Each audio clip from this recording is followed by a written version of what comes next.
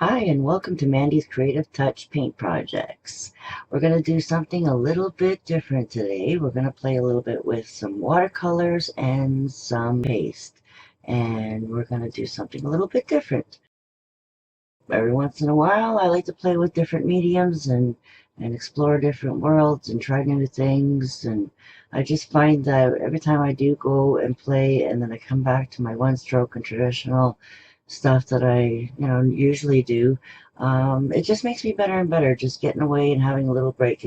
So I call this like a little holiday project where we can play with different mediums and create different things, and let's see where we evolve together. These here are actually just dollar store ones. I just play around on those. And then this is a 10 by 10, and it's $1.50. So for $3, I've got two canvases, and they're going to make a really nice decor in somebody's home, or even my own if I can't part with them at the end of it all.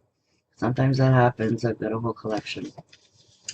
So what I'm going to do is I'm going to actually do the base coat of both of these at the same time, and then I'm going to do my 3D design on top of the color. So we're going to start with that. So I just wanted to show you the label of my two canvases here. It's a big flower. I want to do like an oversized flower on a small canvas is what my goal is. So I want to make these petals really nice and big. And I was playing around with the water brushes that you can get from Donna Dewberry in her watercolor sets. And she got two brushes that came with the set. And any softer brush, none of the one strokes. I do have a couple sets of brushes that I've gotten through the years for watercolors, and they're more like sable or softer hairs on them. And I like the longer pointed ones as well, the rounds. And then again, depends on how big of a project you're doing. Sometimes I like these cat tongues, the flats. Right, so they're a little bit more like a flat, but they're round. So I call them a cat tongue. This is from a Craft Smart, Walmart, or Michael's, kind of set. But again, I like the cat tongue because you'll be able to push on these this 3D paste with this. So that's what I was using before. It was a huge one. So this is like a big cat tongue from the water paints, and then these are like smaller cat tongues. So I'm really liking this style of brush. So it depends on what you have. Like I said, it's all about the shape. It's not about the brand so much as, yes, these ones are really, really flexible. This is the watercolor ones. These ones are a little bit stiffer. They're Teflon still technically. Okay. And then, probably if you really wanted to, Donna Dewberry's brushes will work as well. Maybe her round brushes. But like I said, I was really going for the cat tongue. And that's the shape that I want, is the cat tongue. Okay. In the nail industry, we have these brushes, the shapes for applying gel. So technically, that's what we call them, anyways. The shape. All right. So now that we've got what brushes we're going to play with, I figured that we're going to just play with a nice Parisian blue and peacock blue. Okay, so before we get the paint out, I have to let you know that I did get some inspiration from my Kleenex box. I did love the way these flowers looked, and I thought, they would look really nice. A nice big open flower, and would be pretty easy to do, and to have some nice 3D effects with the paste. And but the more I keep looking at, this is a green background. I did say I want to do blue. If you want to add color to them, you can. If you want to leave them white, you can. And there's lots of just different designs that we can do with a 3D texture. Okay, so I really like the way these two actually come up together, and a nice big one. Right, so I'm going to play around, keep my Kleenex box in high view. I like playing around with the chalk, and I recommend you do it too, because it really does give you that feel of what the vibe of the flowers that you want to do. Alright, so nice big oversized flower and then a couple smaller ones. And then you can place them however you want.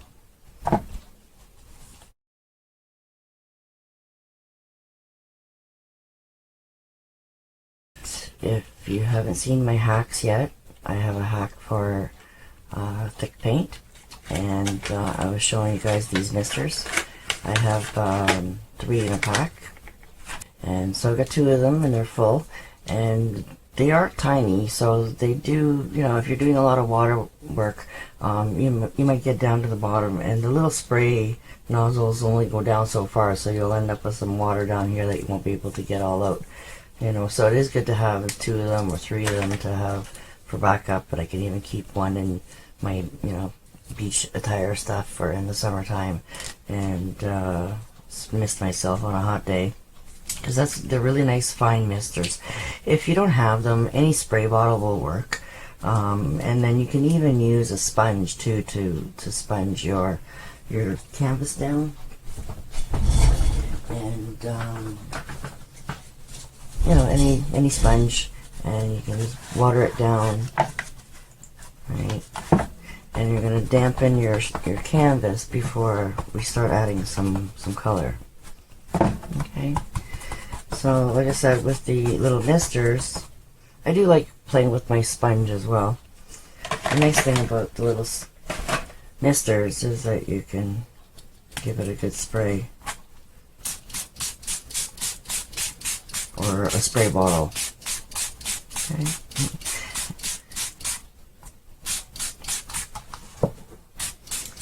So I'm going to spray both canvases down because I want them to be very similar, so it's a really good idea to work on these if you want to do 4 of them and they're even smaller, or you know, if you have a bigger table, you can definitely you know, do more at the same time, especially if you're going to sell them together or want them to be like a collection.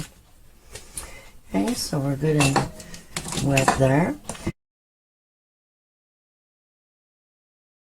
Was playing with this metallic, it's a blue topaz. Now, just to give you heads up, it's not a multi-surface. So when you are playing with more watered down versions, if you water down these paints any more than 30%, they're not going to be multi-surface anymore, right? So we're going to definitely have to varnish our pieces to give them that extra protection. Okay, so think about that when you're watering down your paints. No more than 30%, and that's why we like to use mediums usually. And if you want to keep a little bit more of the integrity of the multi-surface being more resistant and waterproof, then you could also use a floating medium to water down your paints as well. But I don't really bother with the floating medium too much when I'm really playing with watercolors, because this is a little bit jelly and thicker than water. Alright, so I do want it to be watery, and yeah, that's what watercolors are all about. And if you want to use traditional watercolors, you have those. Whatever you have is going to work. Okay, so it's a really watery down look that I'm looking for, and we're going to just let the paint do its thing. The one thing about watercolors is that you can't control them, and the more you try to control them, the more they do weird things and start mudding together and become all one color. So it's about letting them dry and letting them set, and then adding a bit more water and adding layers and layers of dimension with your water. Okay, so the first thing we're going to do is, got my basin here in the corner, and I'm going to sop up some water and start dragging a little bit of color over to the side and just watering down a little bit at a time. Okay, so I'm just going to add a little bit more water, bring it out a little bit more, and then bring it out even more and water it right down. Okay, so we're going to use quite a bit, and you want different degrees of water Okay, so you want some stronger stuff and you want some lighter stuff, okay? Then I just take out most of the color.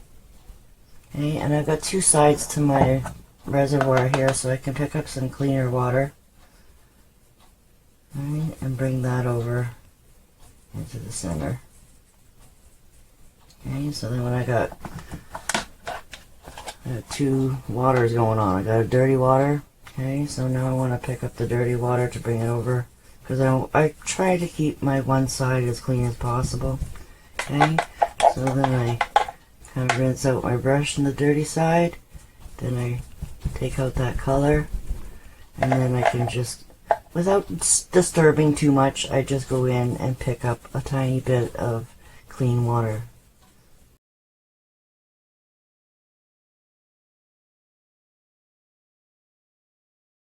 So again, rinse with the dirty side. Okay, mop it all out in your towel. Sometimes you need 2 rinses if you really want to get, you know, clean water, but we're staying with the blue, so it's okay. Okay, so just a little dip, just to pick up that water to keep it clean on that side. So if you really want to clean your brush, so everything's just watering all over the place, but that's okay. We're gonna have some fun.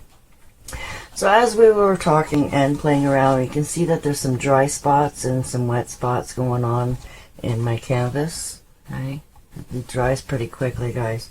So this is where, if you feel like you want to just, you don't want it soaking wet, you just want it to be, you know, a little bit damp. Okay? And you're also going to need some tissue or paper towel or an old rag. I like using Kleenex. We're inspired by Kleenex today. Royale, actually, not Kleenex. So what I like to do is just pick up my medium, my lighter blue first. Okay, I'm going to go right into that pile there that's flooding over here so we can pick up some of that. Start picking it up. And we're just going to plop it here and there. Okay, pick up a bit more. And you can see if your canvas is dry, then you're going to want to spray it, just a little spritz, 1 or 2 at a time, just to get it to go start bleeding before it dries. Okay, so do a little area at a time.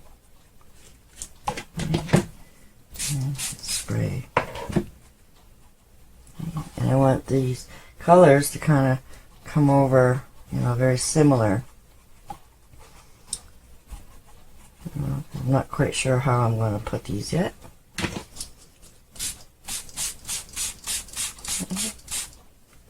Pop out any little bubbles that you might have. Stick my lid over there. And if anything's too heavy, you just kind of pick up your Kleenex and you can kind of just dab at it a little bit. Okay. And you can see when it's dry, it's going to look like you're painting, right? So make sure you wet it down pretty quickly. Okay. And then you can leave some areas a little heavier.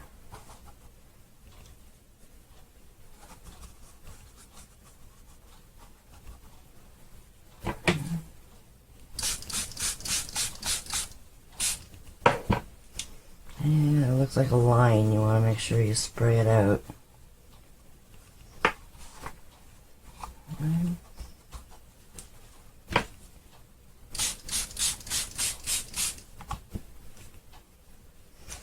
I want to leave a little tiny light spots here and there.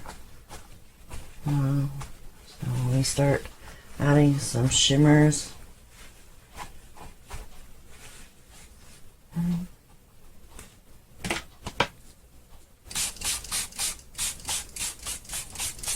It's pretty quick, really. You can play in all day if you want to. And I'm just wetting down all the other areas there where I want to start adding some darker blue. So now you don't even have to worry about cleaning your brush too much, because you're going to go darker. It's easier to go darker without having to worry about cleaning your brush.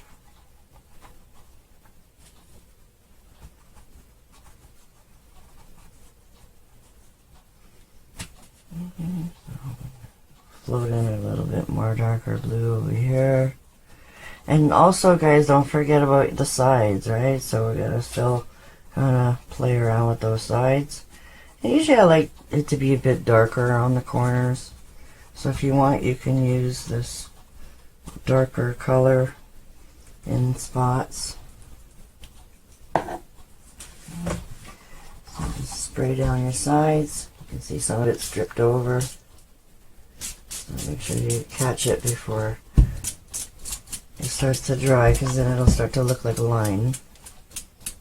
You can see it didn't take long for my little spritzer to kind of empty on me. You can let it drip and dry. Hey, come on, there we go.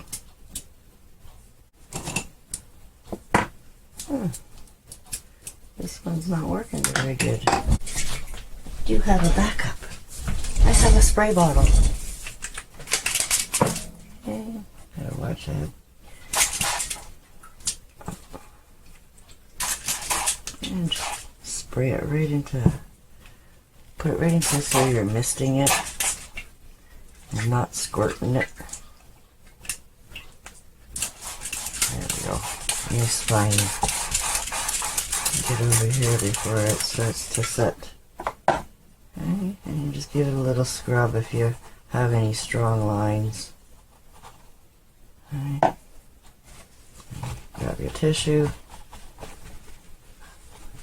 Blot some of that out. Okay, so again, I want to make sure that all my sides are wet.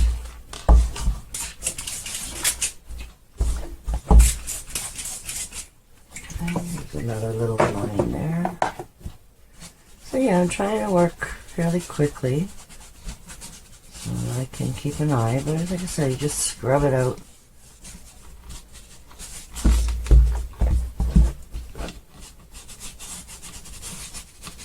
And it got some pretty cool dimensions in there, do some darker areas.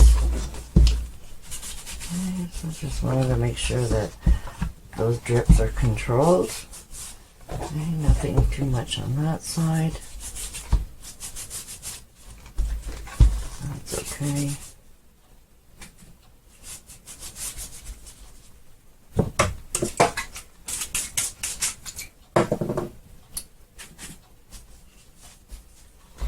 Alright, so everything's all nice and wet. So now I can start playing with my sides a little bit.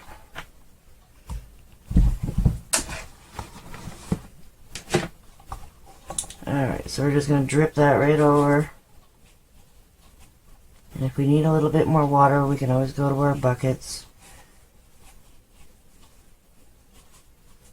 Okay, so I'm just doing a couple corners here and there on the sides.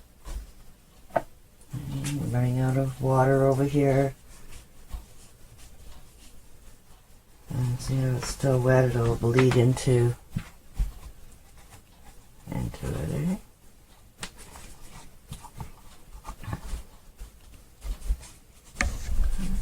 Go over to the sides.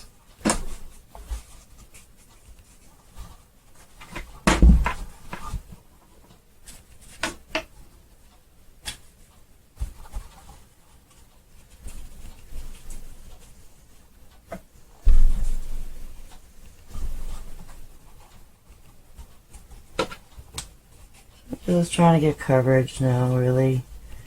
Okay, so now we can rinse our brush a little bit and pick up some of this more tealy blue. And let it drip right over the edge. And get those spots that are left.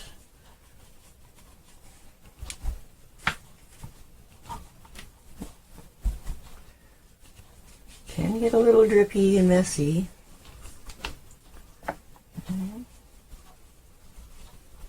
But that's the fun part. I'm doing something a little different.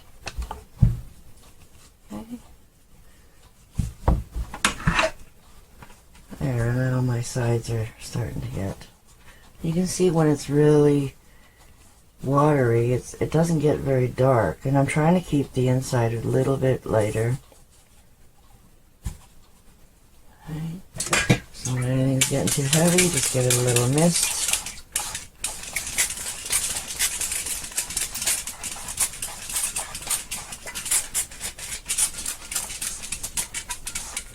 And every once in a while, just keep an eye on your sides, you know, and make sure that nothing's looking too dark. Okay. I like when it drips and does its own thing. Every once in a while, it shakes things around. Starts to let things set. There's some areas that are starting to dry now. Okay. So I'm going to add a little bit of teal in there now.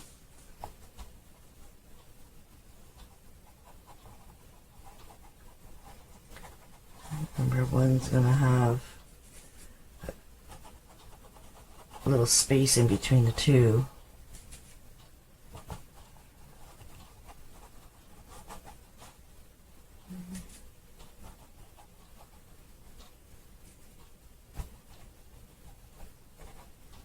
And that puts that tiny little bit of greeny blue in there. Okay, so remember, not everywhere, just here and there. Okay. And then just take your Kleenex and just kind of dab it here and there. These almost look like little rosebuds here and there now.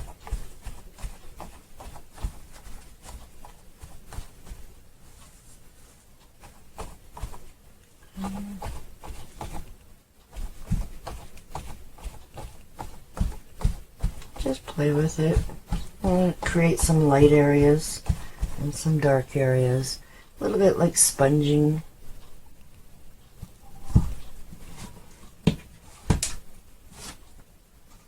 Okay. So this is a good time to take a little break, let this dry, and we'll add some more dimensions on there.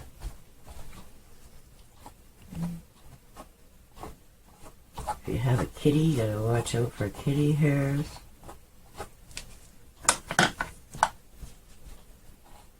Or it could be coming from my brush. This is a sable. Just kind of dab them out.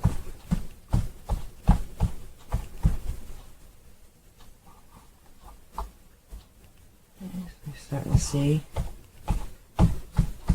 a few darker areas. Like I said, we're going to do another layer. We're going to let this dry. And then we're going to wet it all down again.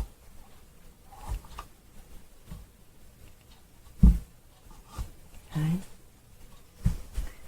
And because this canvas has never been painted before too, the first coat really sucks in. So this is another reason why it's good to just let it set for this coat. Okay, and let that canvas absorb some of that paint, and then your second coat will start to build. Okay, so if it's starting to look more, you gotta feel it, you gotta like it too, right? So this is where you start to get some dimension, is when you start dabbing it. And some of it's starting to dry and it won't even let me dab, so really all it's picking up is the wettest areas of the canvas. Okay. And then it'll dry faster too when they have it not so gloppy. Alright. So have a nice little break, and we'll come back when it's dry.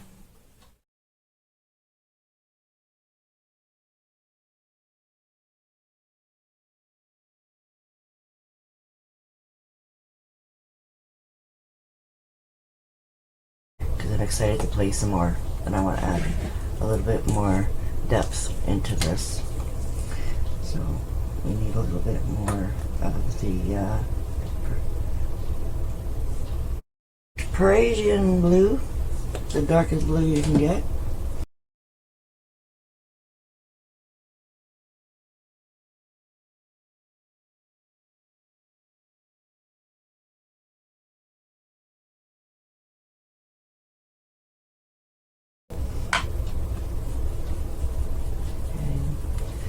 So we want to make sure that we're going to do our sides now at the same time.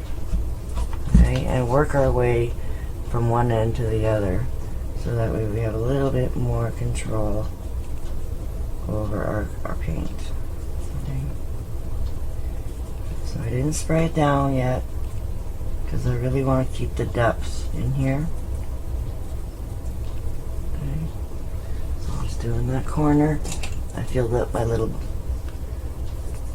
mini guys. Okay. And then we're just going to spray that and leave it. Okay. So I want to put maybe a little tiny bit more depth into there.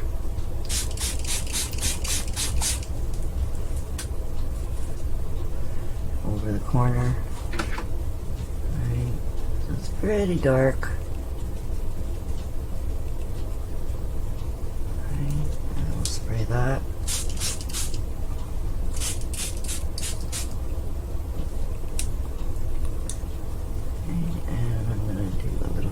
Top area. Whoop. Spray my screen. Getting excited, folks. That's what happens when you're in a small area.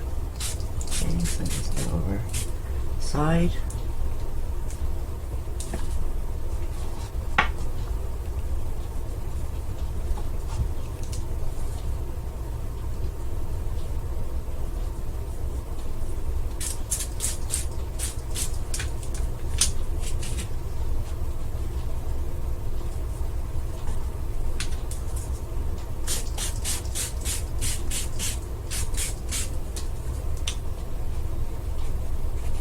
This is how I like to play with watercolor. There's a lot of different ways to do it.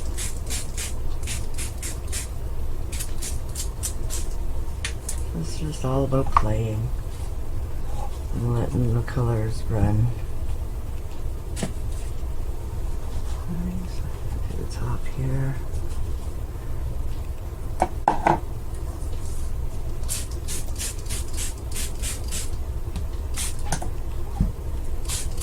I don't really want a drippy look, so I'm trying to get my tops done now so that I can let them sit.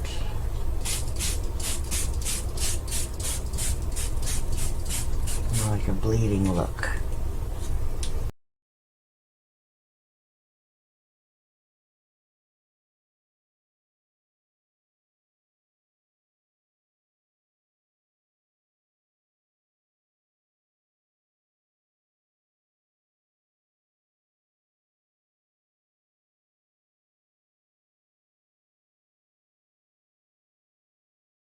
Okay, so you can see that I've got a lot of water here. Okay, so now this is where I'm going to try and mop some of that out. Give it some textured look.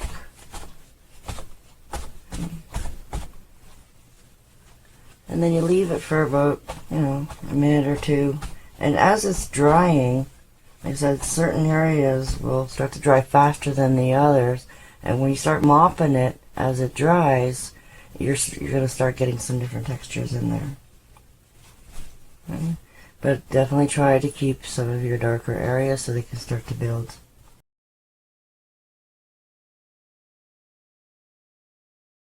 We'll let that set for a little bit longer, and we'll come back and we'll add some shimmers to it.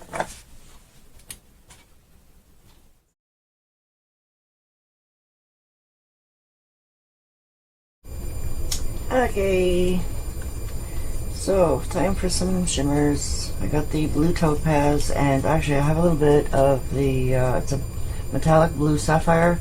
Now you can tell by the bottle how old it is by their old packaging. I had this like for a long time, and I'm like right down to the nitty gritty of it. And at one time I think this was pretty watery, and because it's getting older, it's starting to thicken up and it's still pretty good, so I'm quite happy with that. Okay, so a little bit of clean water.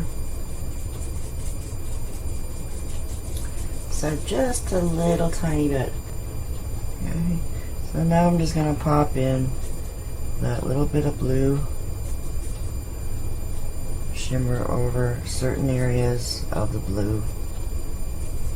Okay, let it drip over. And right there. Okay. And then give it a little spray. Just enough to soften. Okay, so you see how I'm still trying to stay with those same areas that I created? Okay, so now I'm going to add more teal into some areas.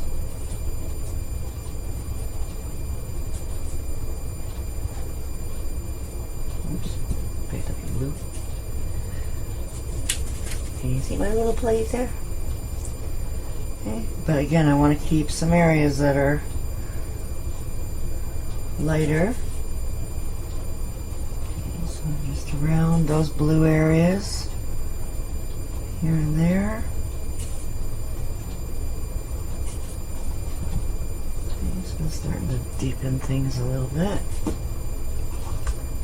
Okay, over the sides. Everything should be all good and wet to flow. Again. Okay, so we got our color there. And a little bit more spray.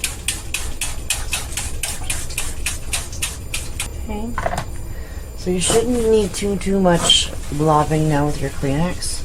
Just very lightly. And again, we don't want to take color away.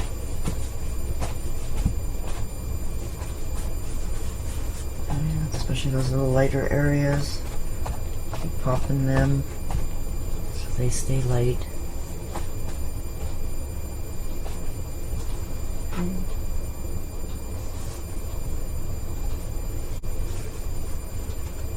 Alright, so now this is going to take some time for it to really dry. Okay, so you're layering, this is the third layer, and you can see that as you let things dry and layer on top of it, you start to get different dimensions popping out that stayed from the last time. So as this is sitting here setting, I'm going to go over my next step, which I'm not going to do in front of the camera because it does take some spraying and it'll get everywhere. So if you have a garage or it's summertime, you can go outside and spray it out there. A little bit of a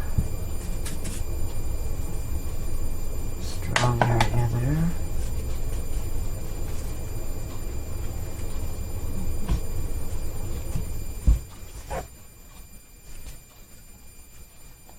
The tops you shouldn't see, but definitely the sides and the bottom, a lot of times you'll see on the wall, but the top, if it's high enough on the wall, you won't see the top.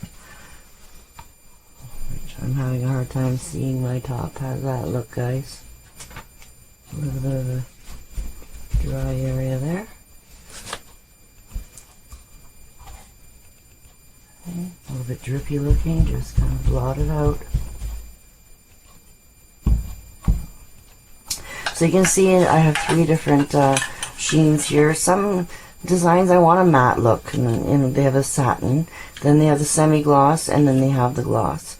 9 times out of 10 I just pick semi-gloss. That's my usual go-to because I want a little bit of a sheen, but I don't want it to, you know, all the lights in the house bopping off of it either, right? So with the design we're doing today, this paste is very shiny, and I want to see what it looks like with the contrast of a satin and a gloss. So I'm going to pick a satin to seal this with. Okay, so just to try to change things up a bit.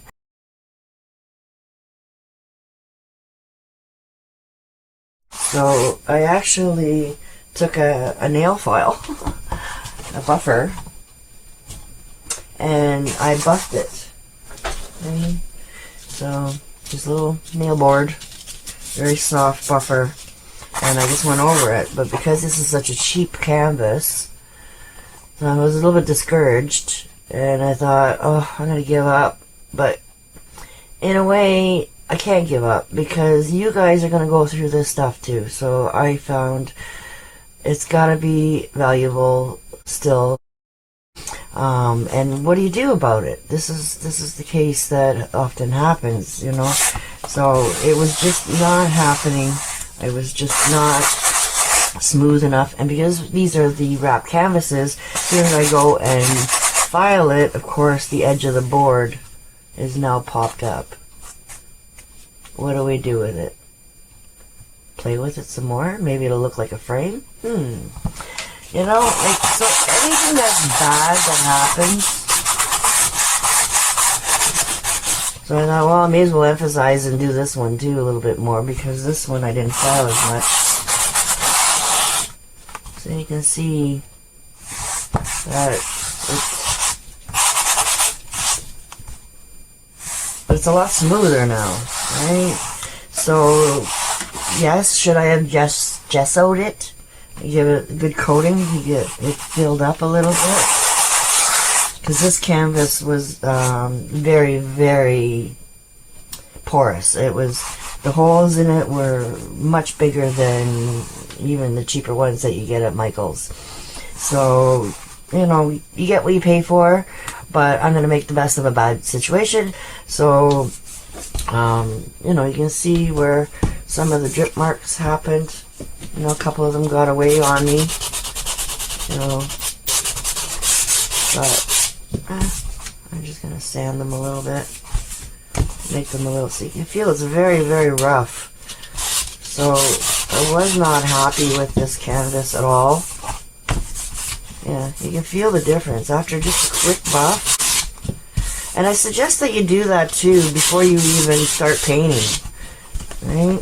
So I'm hoping you guys are going to watch the complete video before you get painting, so you can see all these little issues that I might have had. See, that feels so much better now.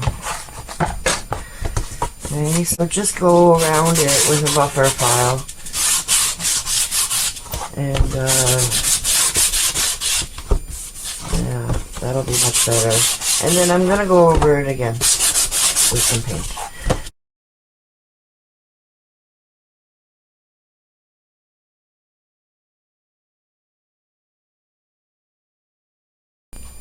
Okay, so any little shiny areas, that is the shimmer that's picking up on this that I put in there already.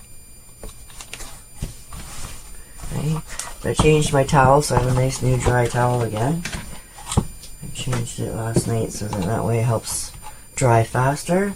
Because if it's sitting on a wet towel, like you see how wet it was, that's just going to keep the moisture in here longer, you know, to dry. So I just, you know, once it started to dry a little bit, I just carefully picked it up so that it wasn't going to run all over the place, and then I set it back down on some clean dry towels. Alright, so now that I've got my canvas file down, I'm going to start playing around with layering one color at a time and letting it dry, and then seeing how I like the effect, and then adding more and more if I feel like it. So it's all about playing and learning and just having fun with it, and sometimes we have happy accidents, and just go with it, you know, try to figure out something that you can do to keep going. The end result, nobody knows all these little things that happen, you know, unless you tell them, or unless I share them with you. But this is what we need, is sometimes is to share some of the experiences that don't go as planned, and what can we do to get out of it.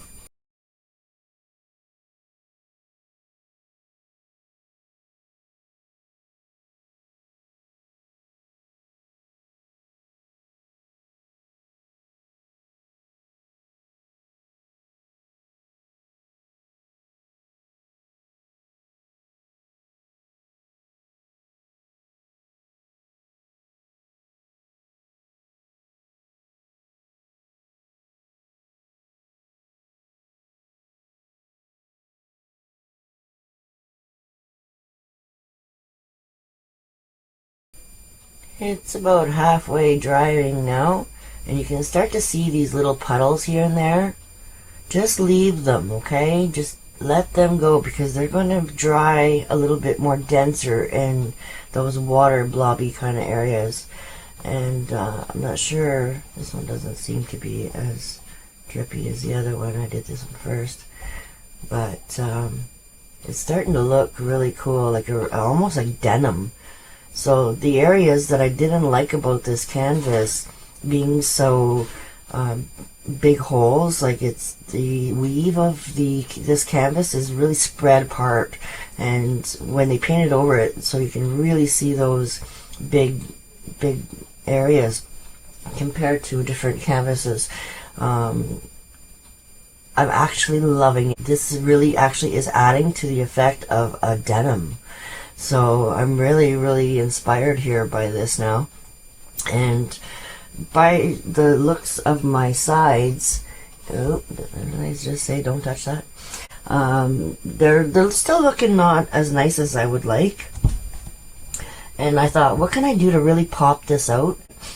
I'm going to go all around all these edges with Parisian blue, so that some people will put just like a black border all the way around to pop out the front part.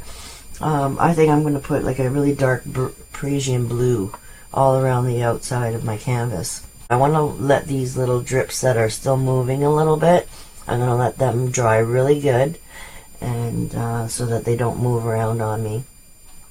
And then I'm going to go around, and like I said, not a thick paint, just like a little bit of watered down, and I'll show you quickly in the next video when it dries.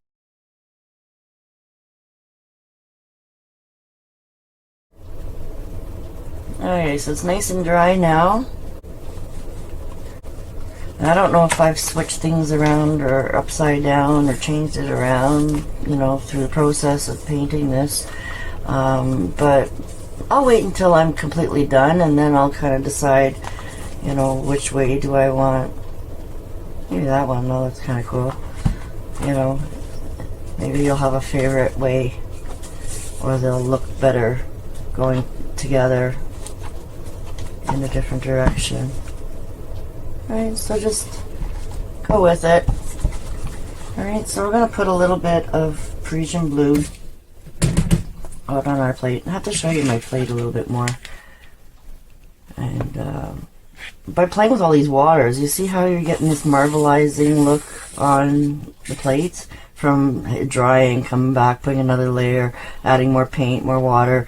You start to get these different translucent areas that layer on top of each other, and that is the real look that I was trying to go with. But you know, again, with the mishaps and everything, sometimes you want to know, okay, how did I do that? Because I like the soft muted blended area, and playing with these blues, I have to say, you know, filing around those edges and pushing down hard so it caught the edge of the wood. I mean, I love it. I really do. I went from one extreme to the other, back and forth, which is really normal, guys. Really normal. We all go through it. We all have our ups and downs through every project. We go through, I hate it, I love it, I hate it, I love it. And so now I'm actually going to put some floating medium down there, because what I want to do is create like a little bit of a gradient too up over the edge, because I don't want a hard line like that you're going to see. Okay, so we're going to start, you can see by my edges, you know, most of them are okay, but there's a few of them that I'm not liking. Actually, this one's not too bad. You know, but this one here is definitely a little bit more drippy looking. This one here, not very nice at all. Probably was one of the tops that I didn't see, or just trying to rush through the video. But hopefully you're taking your time and doing a nice job. Okay, so I've got a big 3/4 brush, and I'm going to start adding some color to the very edge of my, you can see it's still a little bit translucent. Okay, and pop it up to the corner of the edge, and then once you get to the top, then you're going to add more floating medium. You want lots of floating medium, and you're just going to soften that edge Okay, lots of floating medium. So then that way it doesn't change your design, but it does kind of add a little bit more depth in there if you want it around the edges. Okay, so it just kind of fixes things. Okay, a little bit darker around the edge, and then float it up over the edge. If you have too much paint in your brush, just go into the floating medium and work that in a little bit, and then it'll kind of gradient over. Okay, wipe out that, just floating medium, and just kind of blend it in, just using the corner of my brush with the floating medium.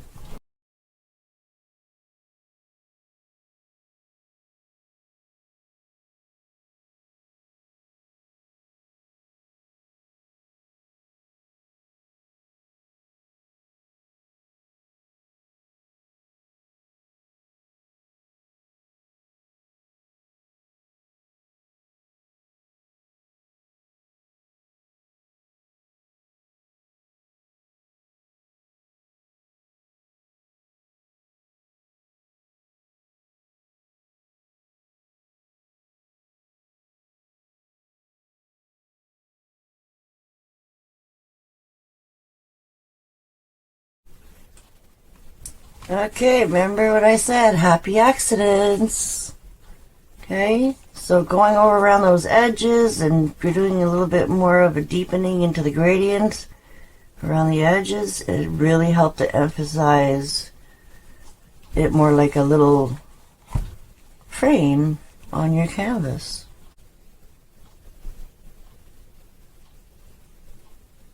So I'm really excited, guys.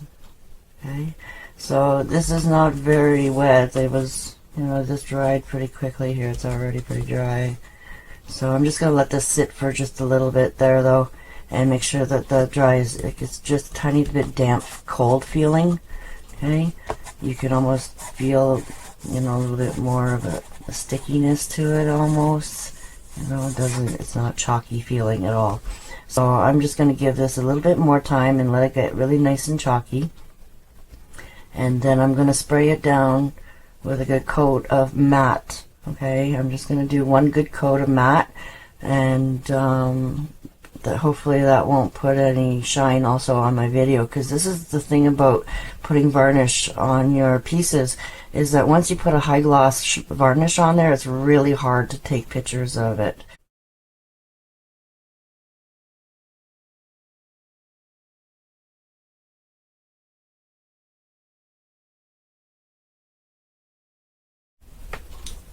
Are you ready to play with a new medium? Okay, let's try our big guy first. I got you nice and close, so hopefully you can see what I'm doing.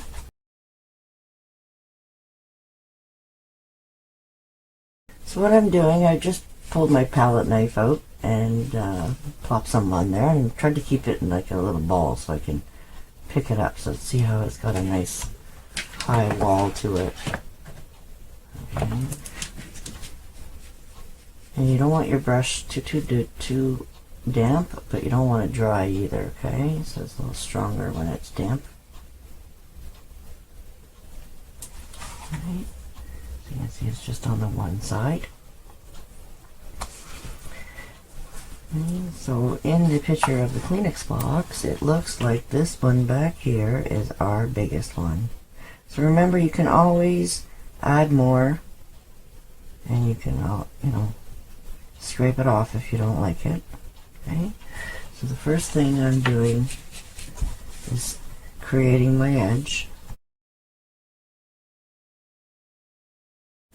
Okay, and try to make it a little bit irregular. Okay. And then now I'm going to just slowly try to pull it down. Okay, so you see how there's some areas that you can still see the blue through it. Okay, they're going to look lower. Okay, and then start from the top. And if you're too fat at the top, just grab some of it and pull some of it down.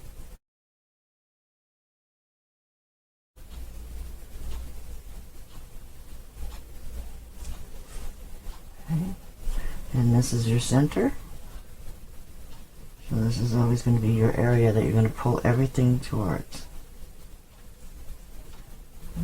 So you can see that it's quite easy to manipulate, really. I don't know, I've been playing with gel and acrylic for nails for a long time, so maybe it's just me. Alright, so then we've got this big one here, and there's a little bit of a break in it, so try not to go too close. Okay, so go here and just try to, it's almost like painting, right? But now I want to add a little bit more dimension to it.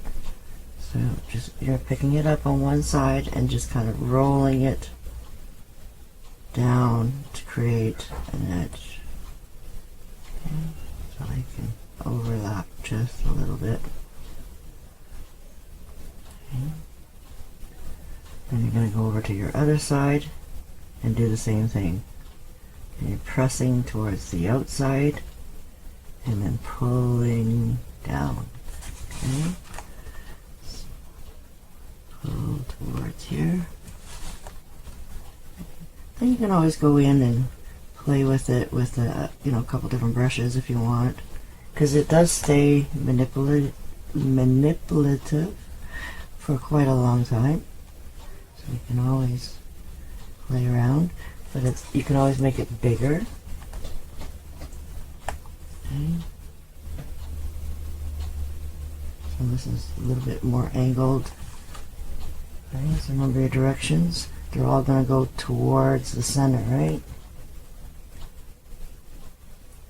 Okay, so just keep playing with it until you can pick it up in like a little ball.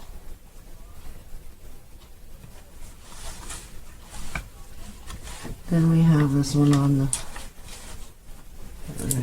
extra brushes.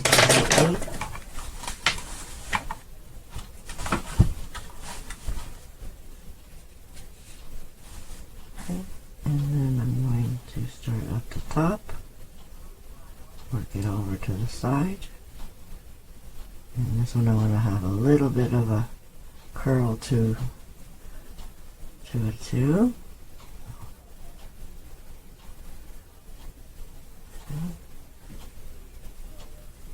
And so we're doing this all separately, but it's going to be one. Okay. So if you're not getting that nice little pudge at the top, you're not putting enough, okay? And then put a little bit of pressure.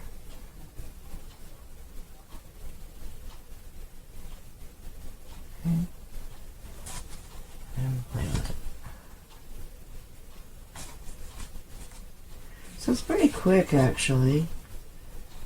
It's just like playing with icing, icing a cake in a way, but more fun. Okay, so let's get this guy, so you can see how much I have on there, but you can kind of manipulate it and drag it down, right, all in one scoop, or you can put a little at a time and work your way down, but right.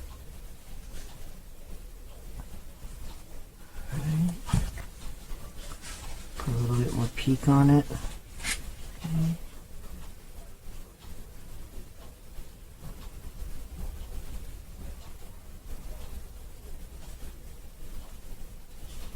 That way we can just get that ledge going on there. If your brush just started to get uncontrollable and you have a palette knife or any knife, you just take it and squeegee it off. Okay? Put that paste back in there, and you can see that it kind of took off everything, so you can keep it all clean. And then use your palette knife every once in a while to push it all back together again, because as it's all in one little piece here, it's going to stay dry, won't dry on you so fast. But if you keep it spread out all over your plate, then those areas will dry faster. Okay, so try to just wipe it off on your brush, and then you can start cleaning up from a clean area, picking up from a clean area again. Okay, so we have one that is way back here now. Okay, so again, I'm just working my way down.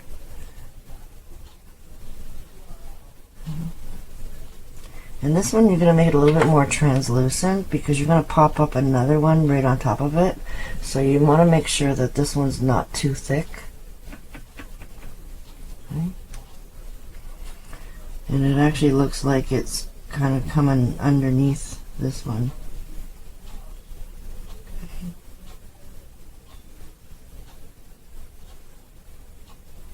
And just, it's all about scrubbing and pulling. And then start from the top so you have a nice clean look to your petal. Okay. So now we can start working over on this one. Okay. Again, it's a very subtle curve at the top. Okay. But it's going to come in like an S, right? So it's almost like some of our stroke work, and pop it up to the chisel. Okay. Then you can add a little bit more down to the bottom and squeegee it up. Okay. If it's too much, just kind of pull it down. Okay. If you're feeling like you're not liking something, you can try to scrape it out, right? Take a clean brush, and because you varnished it, you'll be able to clean out an area that you don't like. Okay. This is years and years of doing nails, folks, that these tricks are coming from a nail artist's perspective. And I can even probably post some pictures.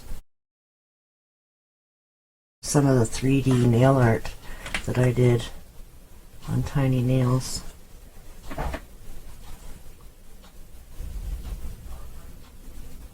Just to show you guys.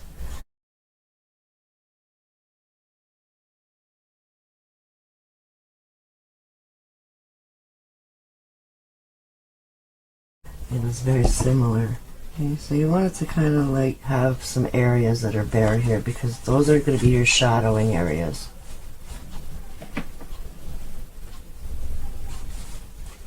Okay.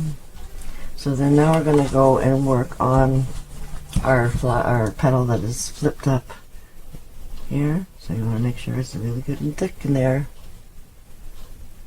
Okay, and this one's a little bit smaller. And you can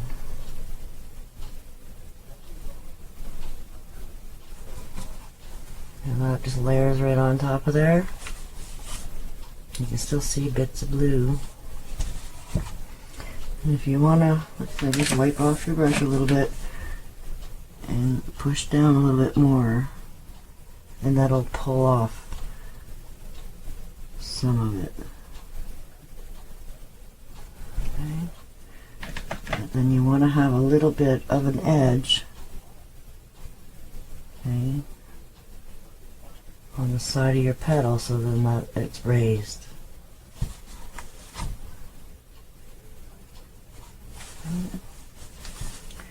And then we have this one that you really don't see too much, and it could even look just like, the base of the bottom of the flower.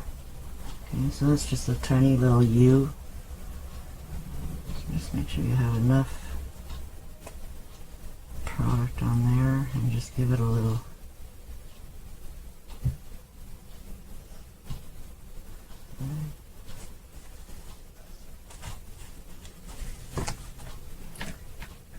and then what you do to try to overlap it, and once you put the shape in there, just come up a little bit higher and add a little bit more, and then scoop it into the one that you made.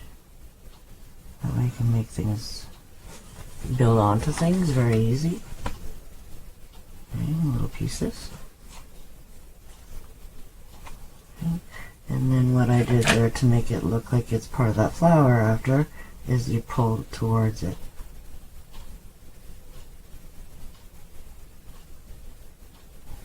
Okay. So now it looks like that. It's coming to that center.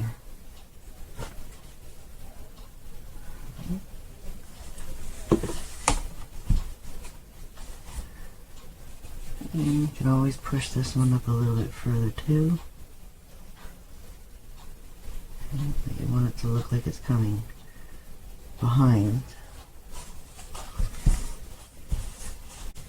Just want to make sure that we're happy with these petals. Okay, so I'm just going to add a little bit more thickness on this one. And bring it just a little bit lower. Trying to whisk some of this texture in there. Bring it in. Just use what's there and drag it in a little bit closer.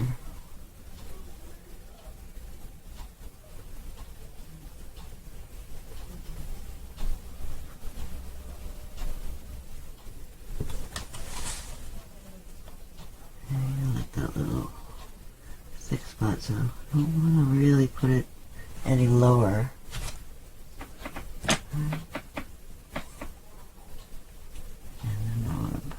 Thickness back in there again. You can just pop that in there.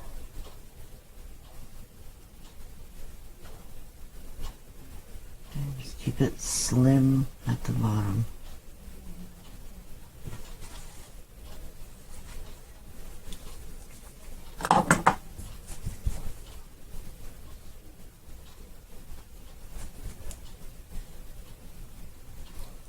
Pull a little bit out.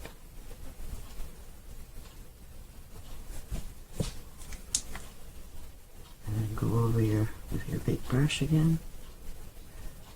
I find with the big brush you get nice big streaky marks. So I rinse this brush out.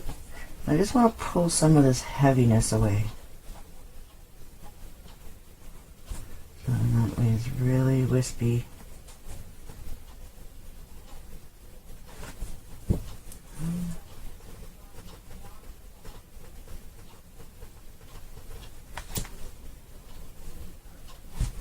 And then again, if you want to perfect your little area here, you can always, with a clean brush, just scrape some of that away.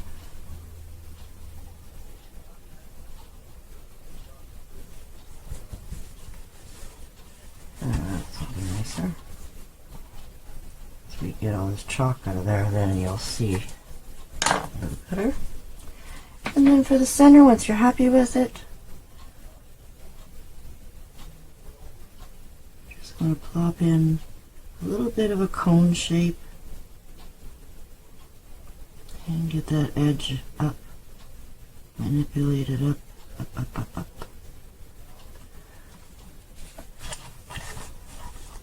So you do it all around the outside first. Okay. Get that shape. Then you're gonna, whatever's left in thickness, you just kind of just play with it. And now you're gonna peak it. It's almost like making whipped cream. You wanna see those little peaks. Okay?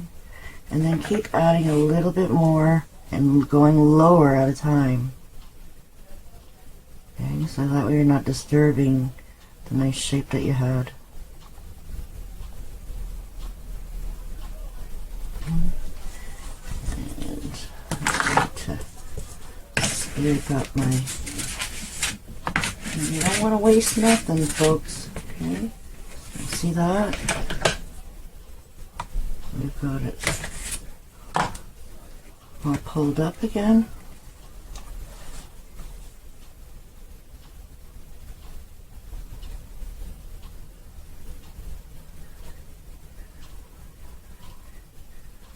And want to leave a little bit of thinness to define that bottom petal, right? I can go a little bit wider, I'm thinking. But work your way down slower, right? So that way you're not disturbing that top area. You really don't want to go back in there unless you're just trying to just ever so lightly touch the top of it, just to get it a little bit more peaky.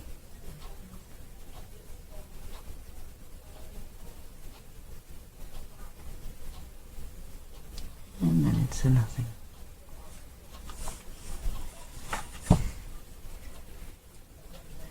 And then after this, the way those pictures are, they are a little bit more of a circle. But we just got to really define, make them really big and nice and thick. So it looks like it is the center.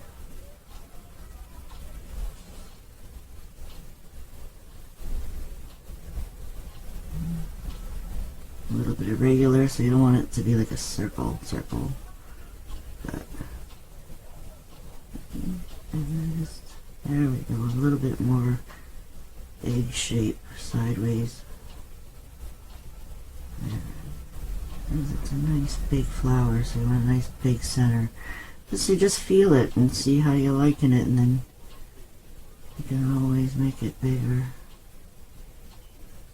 But I didn't want to go higher, that's for sure. I just want to go a little wider, and definitely to really cake that center on thick. So you want that center to pop up a lot higher than the rest of the petals.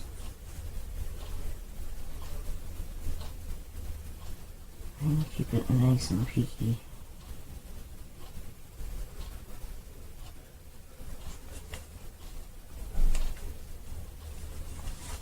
And so then, let's see if we have enough. What we're going to do is actually use a smaller brush, my smaller cat tongue, to pick up some paste. And I don't really want it to be right in the middle of the bottom of that petal.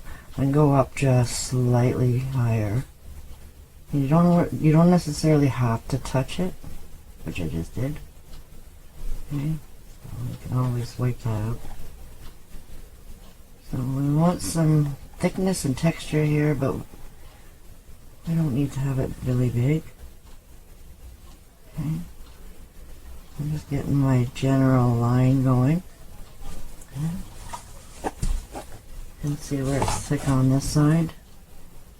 I'm just going to try and grab some of that and pull it down.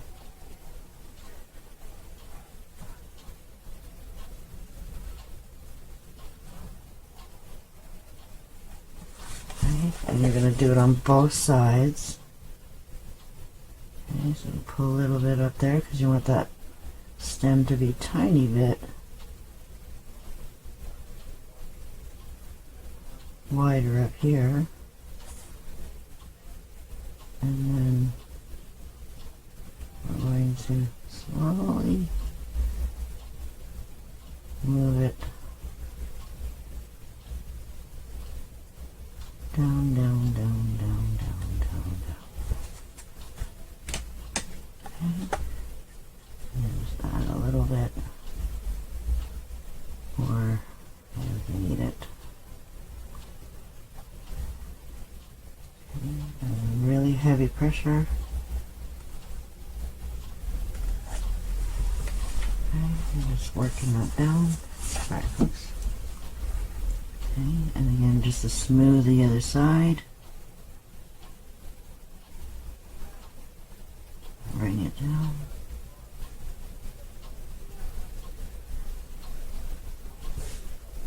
So that it fades into nothing. I'm going to rinse your brush, and this is where we can clean it up a little bit. Okay.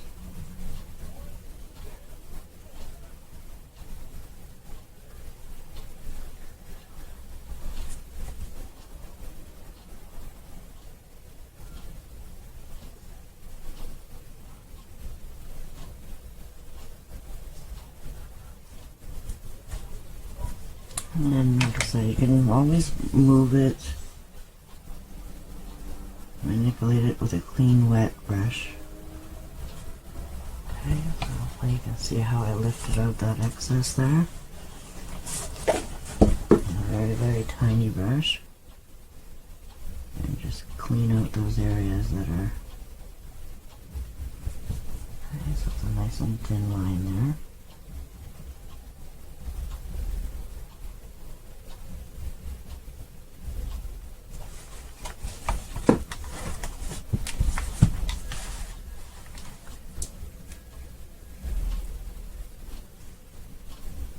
I'm thinking I wanted a little bit of more texture there now.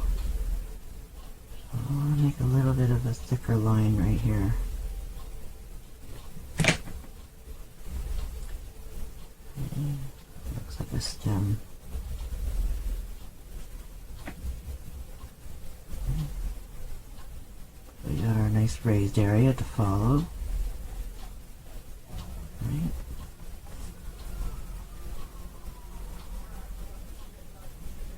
And it's just very light strokes so that you're just touching the top of that little hill.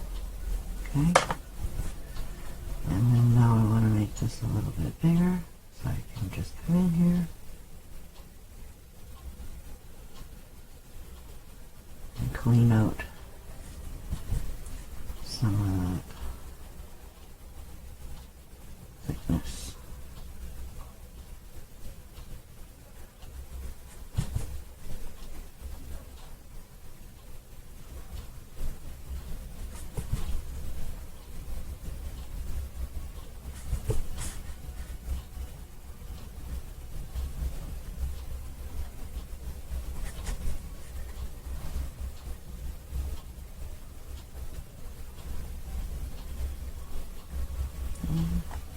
I'm liking these stripy little spots. Alright. You can see how long you can play with this stuff. It's just amazing. And all I've been doing was manipulating what's there. And oops, and erasing.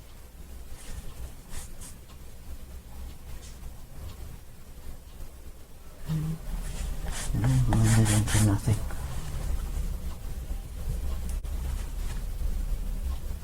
Gives it some interesting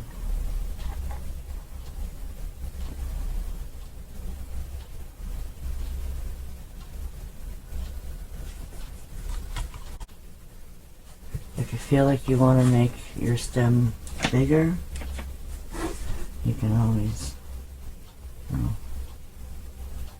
add another little dimension there very carefully.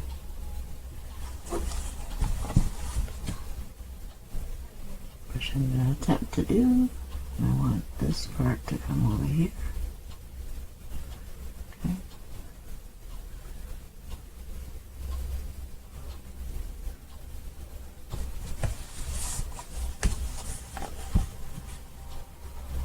Play with it from both sides.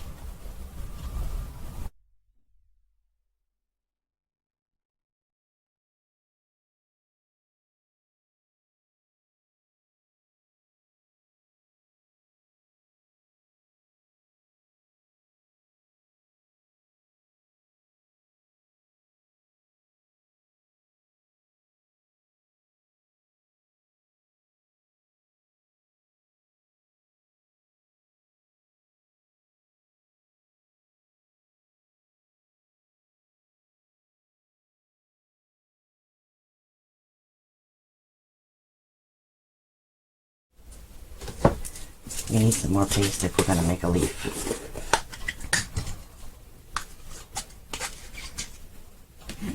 Take out a little bit at a time.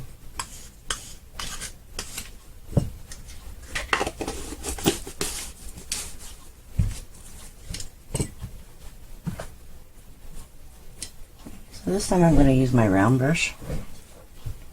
Okay, so nice and clean. Squish it to a point. Okay, and try to pick it up like a little ball. Okay. So if you know, we're just going to do it. Okay, so I want to get a little bit of a point going on here. And I want the point to kind of go out like this. And I'm going to bring it out like that. And we can add a little bit out to the outside.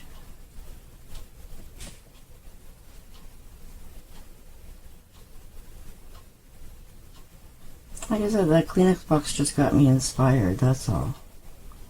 Just got me started. Okay, and then you can start wisping it in there. Okay, and then push it out to the outside.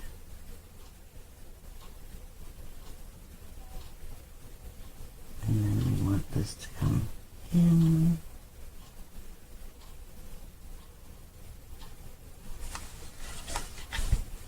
Almost joining. Sometimes we need to rinse our brush just to clean that out.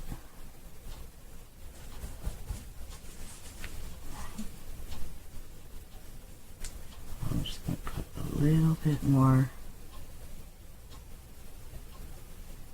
Okay, wipe off the excess if you feel like you have too much, and then wisp it in. Now this is where if you had a piping bag, you probably can get a tiny little line in there. Okay, so this is a clean brush. We can always manipulate our tip and clean out anything we don't like. And wipe it in the inside here a little bit if you want to thin that out. Okay. And then just so ever slightly, not going all the way to the top this time, just what's in there. Okay, because I want that to be a little translucent.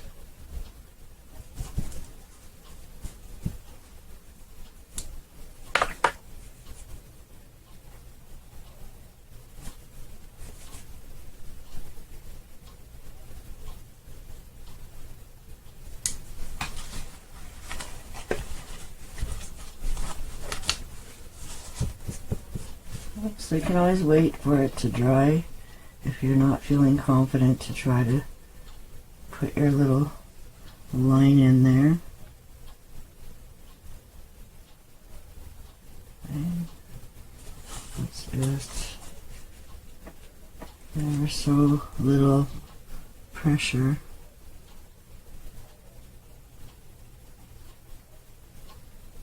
Okay. And then it fades right in there. Okay.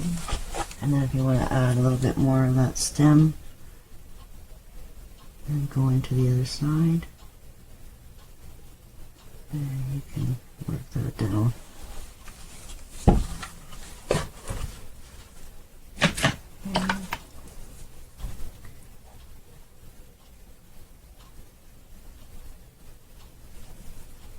Tighten that bottom part up a little bit more. And then you have your little streaks. Okay. Yeah. Squish your round brush on the side, and you can create a little chisel on it. And then just every once in a while put in your little streaky marks. So that way it looks like it's a different technique. And every once in a while clean off your brush if you're squeegeeing some out, right? So just clean off your brush.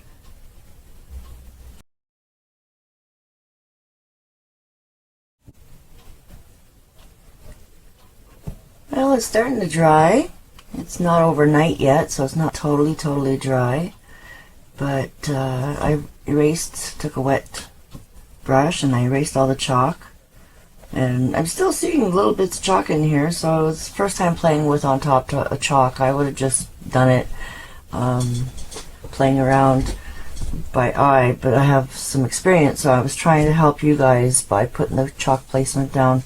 But just remember, when you are putting the chalk down, I'm not sure if you're going to see it, but I can see it, and I don't think anybody else would see it, but I see little tiny hits of yellow that it stained the paste with it.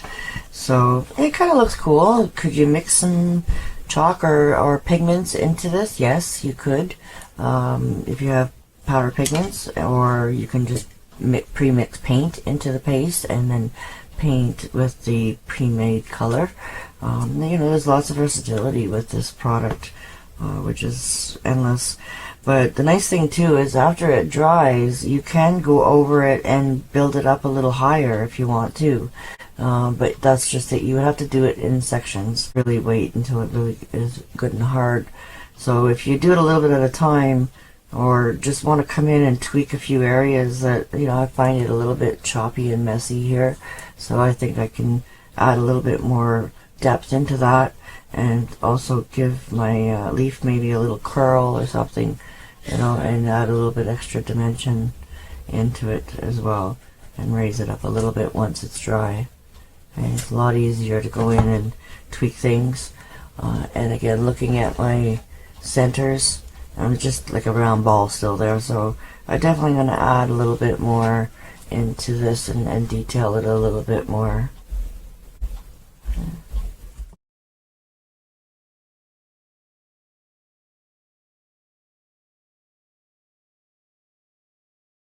Okay, so you can see I pull it out and I get a big, nice big plop.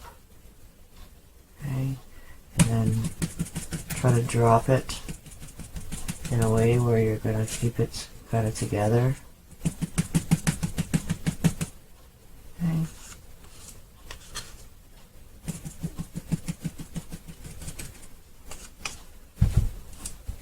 Alright, so close that up nice and tight.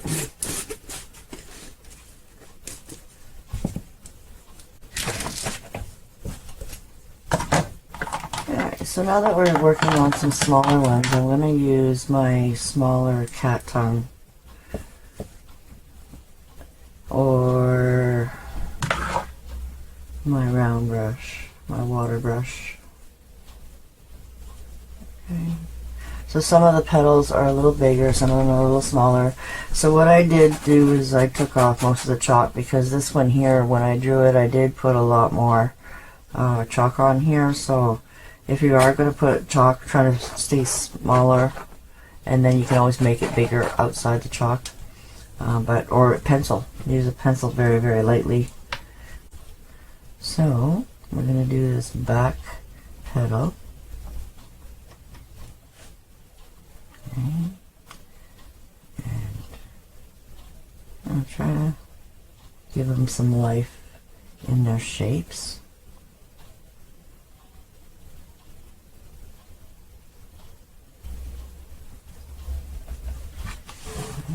And then this one here is pretty close to it.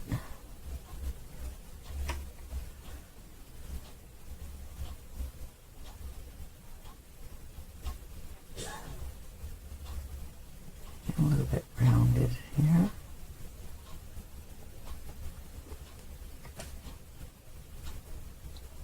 You can definitely see this one is a little bit on top at the base.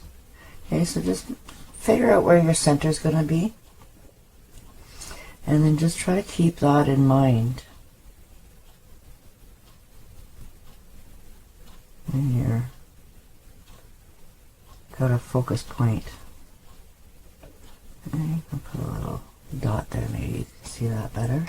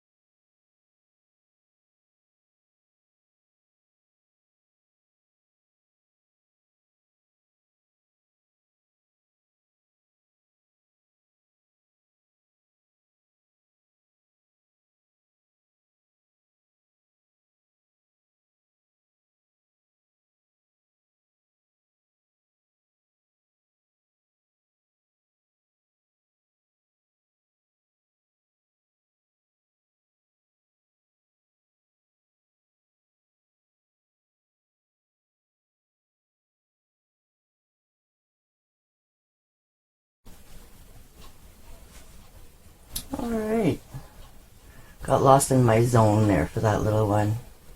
Thought I would speed things up since we have 3 of them to do. And I want to also show you some detailing that I'm going to do, but I definitely want to let things set. And if you're afraid that you're going to mess things up, you're at that point, whereas if you go in, you might touch something else because you're wet on wet. So I would definitely do little parts at a time, or just expect to go back in and add, you know, a little bit thicker areas. The biggest thing to try to keep in mind is that we want to take advantage of the background color as our shading. Okay, so I want to make sure that there's enough light, transparent areas that are around the center. So this center, I'm much happier than my first one. Okay. So every time you do it, you know, it's like anything. By the time you do it 10 times, you're going to be a master, right? So it's all about playing and feeling it, and seeing what you like and what you don't like and changing it. Okay. So now we're going to start. I just put a thin line here just to start my stem, just so I can stay away from that area, because I do want to go back in and do more. And when I'm working this close to another area, I'm going to end up messing this, because I know myself. I'm going to be putting my finger in here. So this little thin line dried really fast, but it's enough that it's not going to go in anywhere. And I still might hit that one, but that's why I like to work in a strategic way. So I know that this one's going to be out of my way when I try to work on this one. So just remember that when you're doing your placement, depending on, you know, how your design you want to make it, what kind of flowers you want to make it.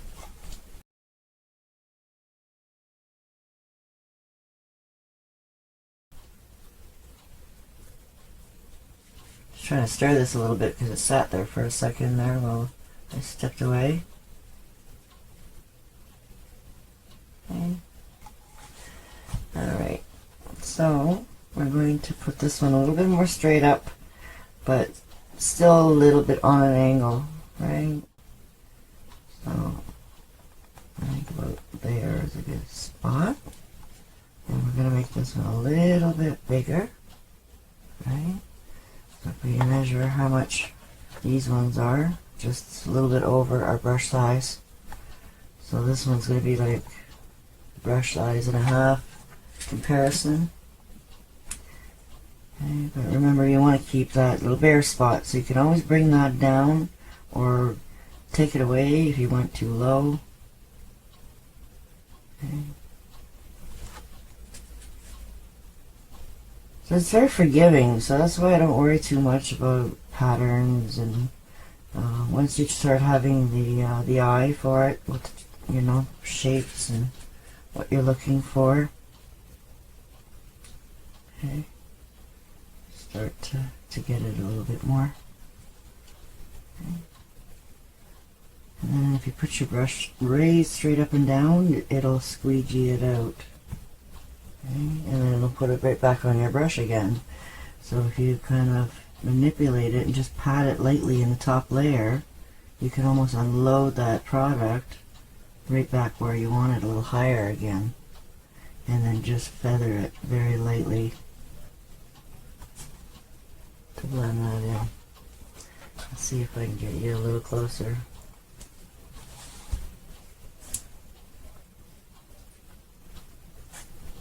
Okay, so again, I want to make this edge a little bit thicker. So put that product on and keep patting it sideways.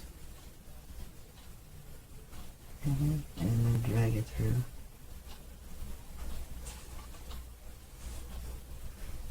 I'm trying to make this one a little bit more S-y, a little bit more C curve here. And then if you have a glob there, I suggest you smooth it out a little bit before making the next one. Okay. And then you can make your shape define too a little bit more.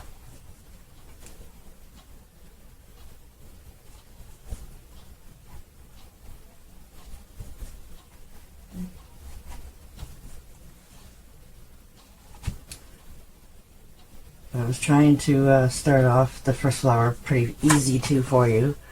So now as we're progressing through the flowers, I'm trying to give you a little bit more advanced strokes now. Okay, trying to get it done a little bit more fancier. And then, but we can always add to it, that's the nice thing. Make your basic strokes, keep practicing, and then let it dry and come back to it and add more to it.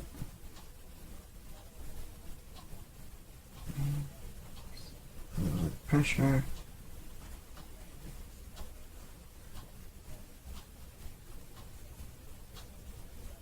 Trying to stay out of the camera so you guys can see my brush strokes. Okay. Again, I'm doing the sides, so I'm pushing on an angle and pulling in.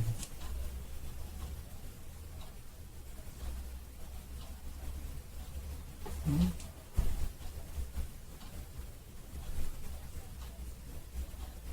Somewhere I got a little hard spot there from. Just pull it out. Okay.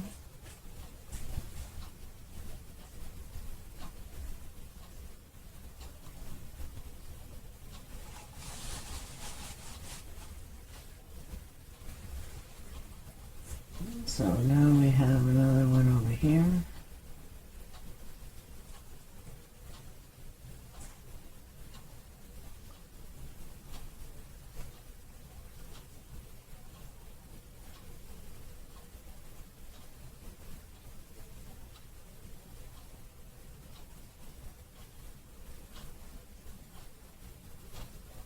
Flatten it out.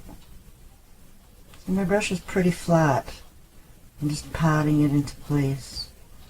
Okay. And then then you can push down to get your shape.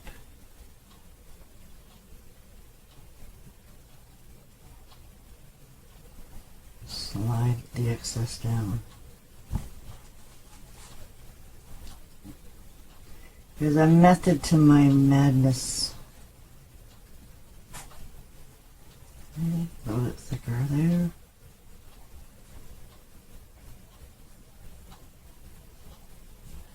So once you like in the shape, then you can start tweaking it and adding the thickness. Okay. So these ones are a little smaller, so it's easier to get a thicker look than the big guy too. So I definitely wouldn't want to start off doing. So I've got some chalk here. I'm just going to erase before I go over it.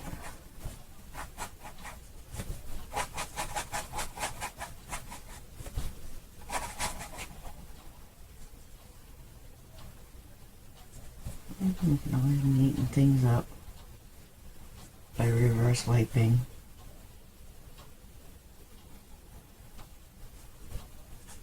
And we want that feather kind of look at the bottom. Okay, I'll tweak that one again. Okay, so another little sideways one.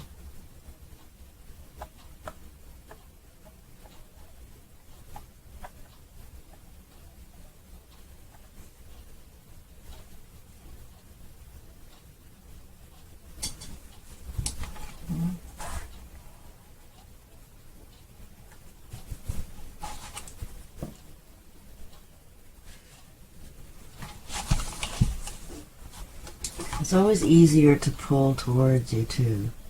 So I just want to feather that in a little bit more. So it's like a half a petal there. And then I don't have to keep cleaning my brush either if I have two brushes. So I like my little cat tongue there. So I'm going to use that one for my cleaning. And designing and shaping, feathering.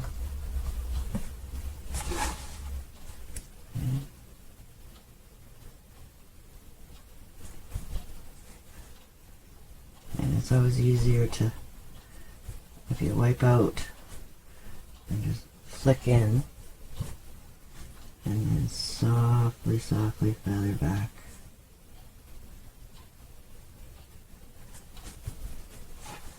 Okay. Right in the middle is where you need to feather it.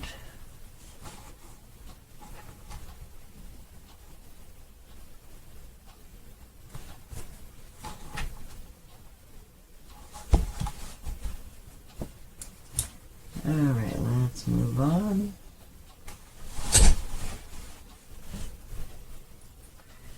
Oh, we have another one tucked over there.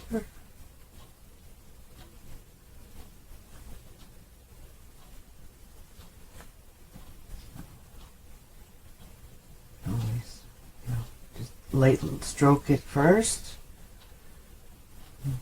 If you want to do that way too.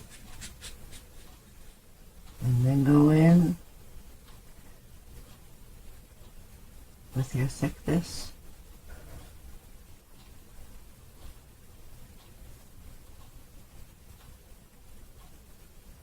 Okay. And then softly blend that in. Okay. So as you're starting at the top of the hill, you're very, very light, and then as you're coming down mid stroke, you're starting to put some pressure, and then pop up on your chisel to get that point back. Okay, so I'm doing it quick. Okay, and I like that little extra little. Okay, pop that in there. Okay, and remember, whenever you're layering on top of another one, just try to be thinner than the rest. Okay, but this is when I prefer to pick it up and start putting it on thick. Right, and then that way you can get in and get out. Okay.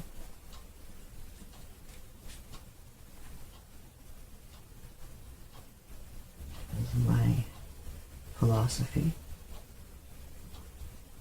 Okay, so like a little triangle in here.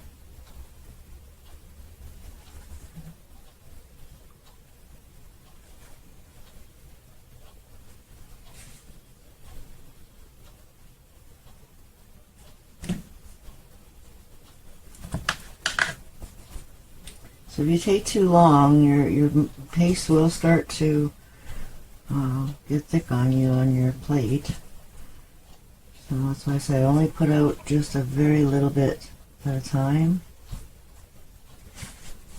Okay.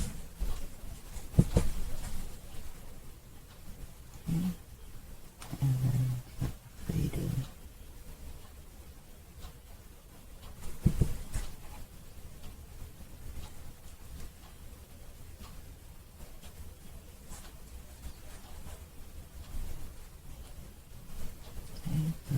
To be thick underneath.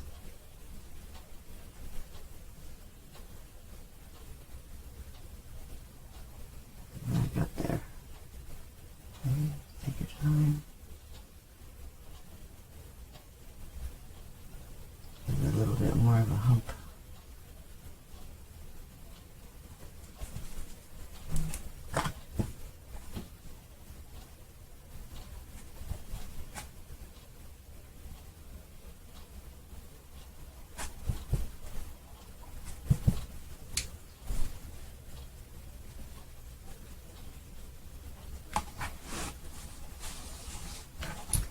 And try to make this one a little bit different.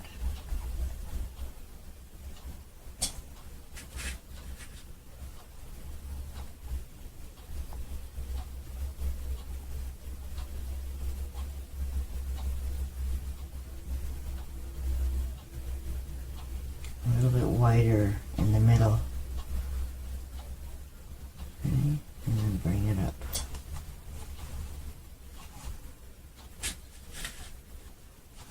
Then you can go back in and then make your bottom thicker.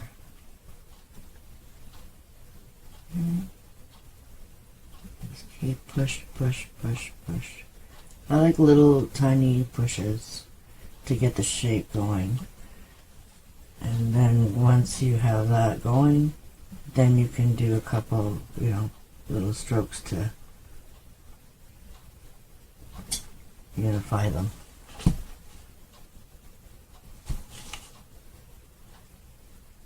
Okay.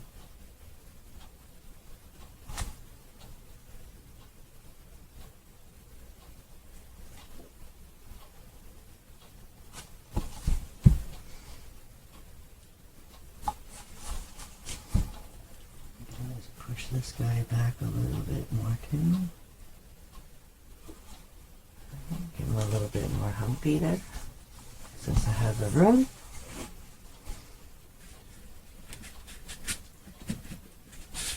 Okay, I think we need some fresh mud.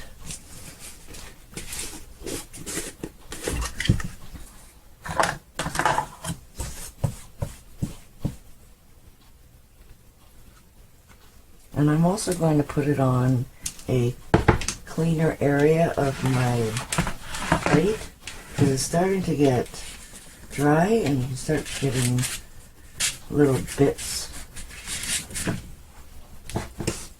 picked up in it as far as getting some thick spots in there I had to pull out.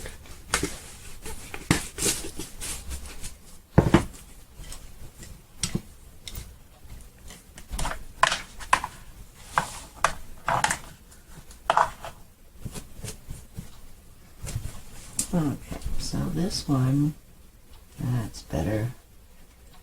Like nice fresh paste. This one I'm going to curve from here in a little bit more different, a little bit more angle. So again, sometimes it's easier to do them when they're upside down. Okay, so this one's going to layer into the bottom of that one.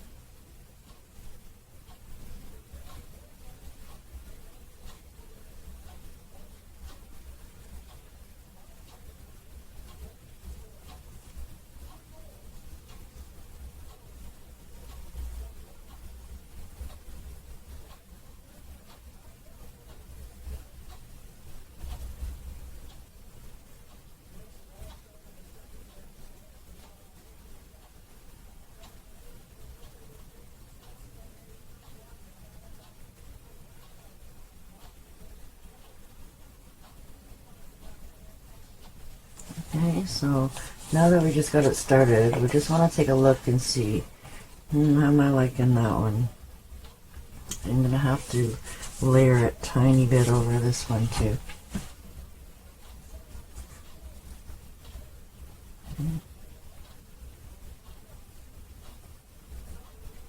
Just the one that looks right at you. I'll do my U first and push it.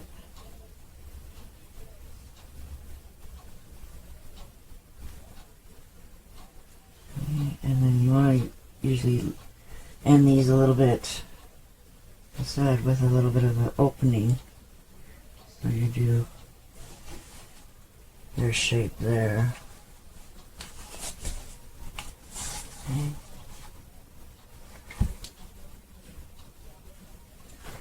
And then when you look at it upside down, right again, you can see where you can manipulate that a little bit more.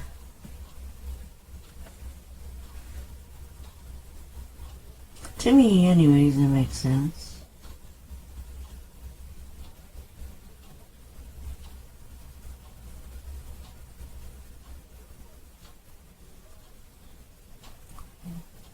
Just want a soft little.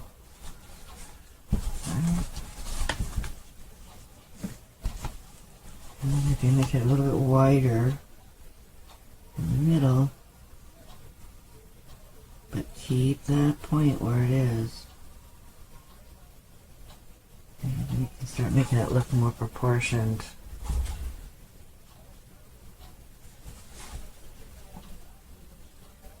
A little at a time. I need to widen it out where it needs to be widened.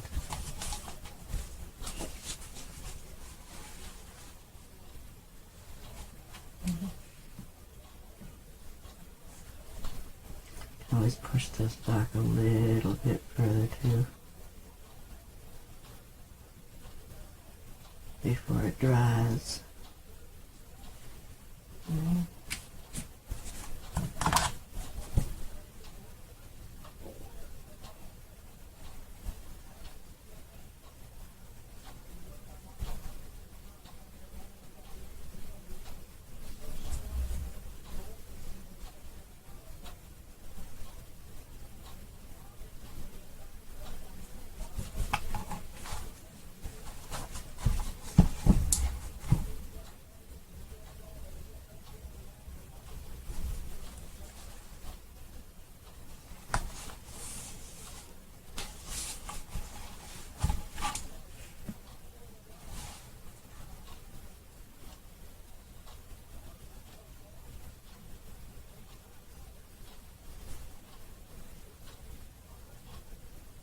You gotta be very careful if you go in there and try to tweak it after.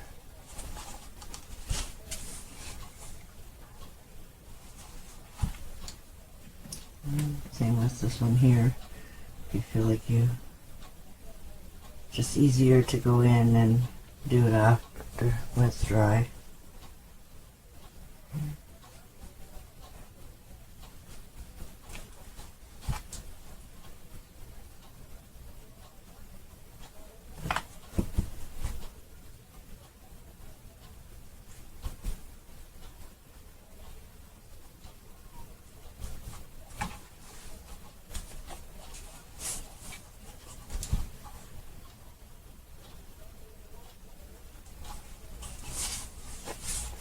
So we have a nice shape in the center here. I'm always drawing just an oval. Can you see the oval there now? Tweak a little bit before it's too far gone.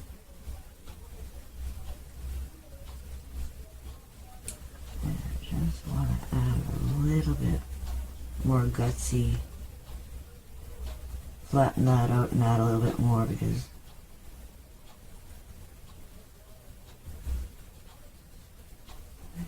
I know if I touch this other petal, I can still fix that. Right?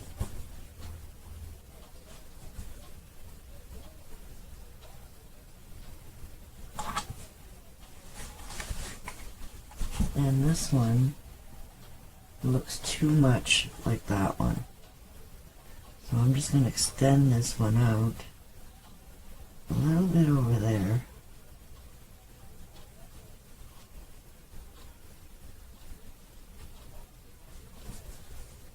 And bring that out.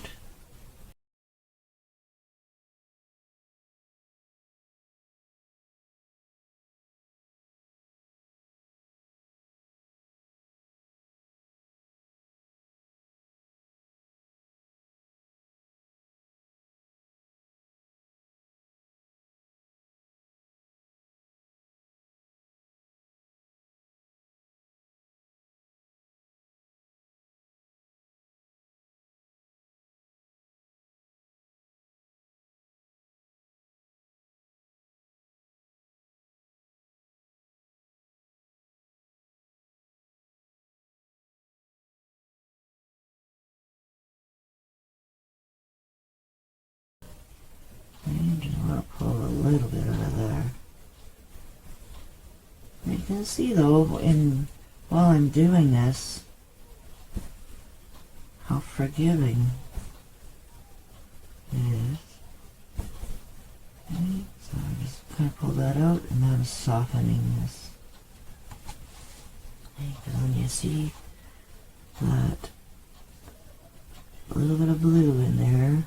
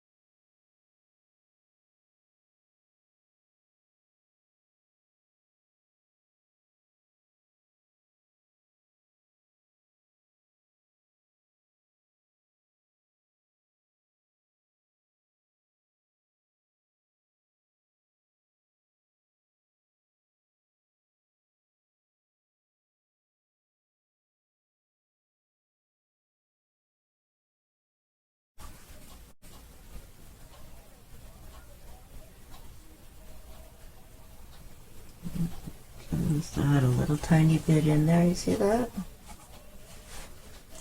Give that a bit more of a curve. Okay, now it's time to decide where do we put our leaves. So I'm thinking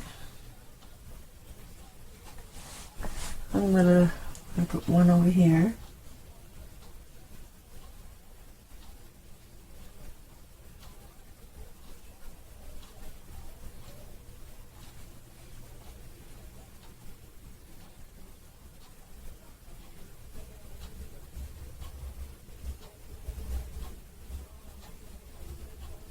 Push that up there. Push, push, push, push.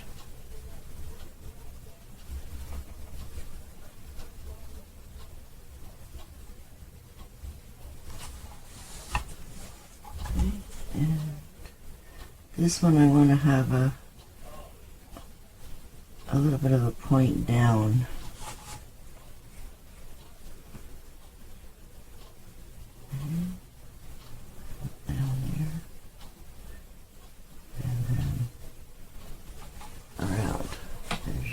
Now. And get your shape first, right? Make sure it's thick enough. You can always push it back. You just don't want to try to create bubbles when you're doing it too. Try to do it gently where you're, you know, when you're like folding whipped cream, you're not stirring it. You're just kind of guiding it, pushing it gently. Right? And pull.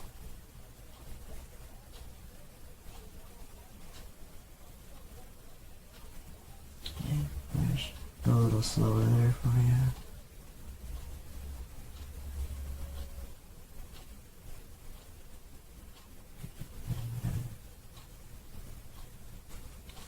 Start to get your shape.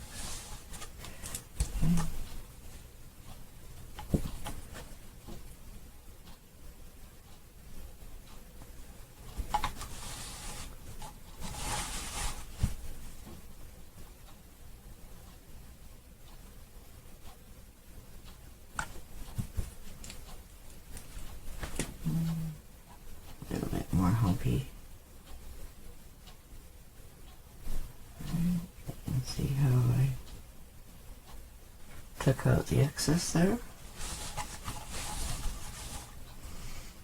And now I can just lay that back in where I want it to.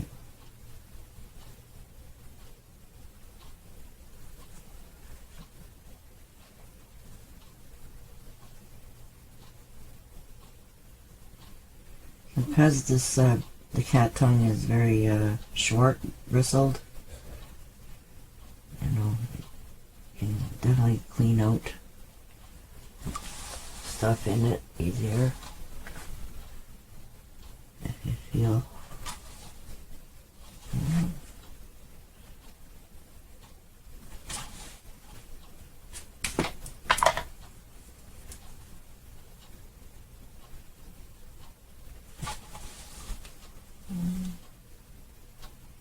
Softly.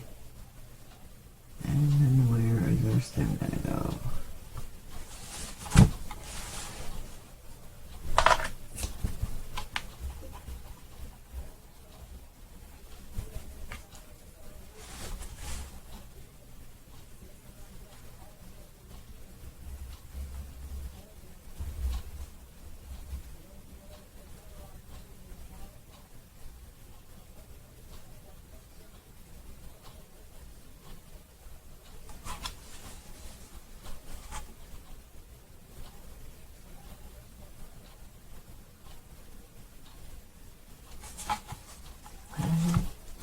And then this is where I'm going to clean it up.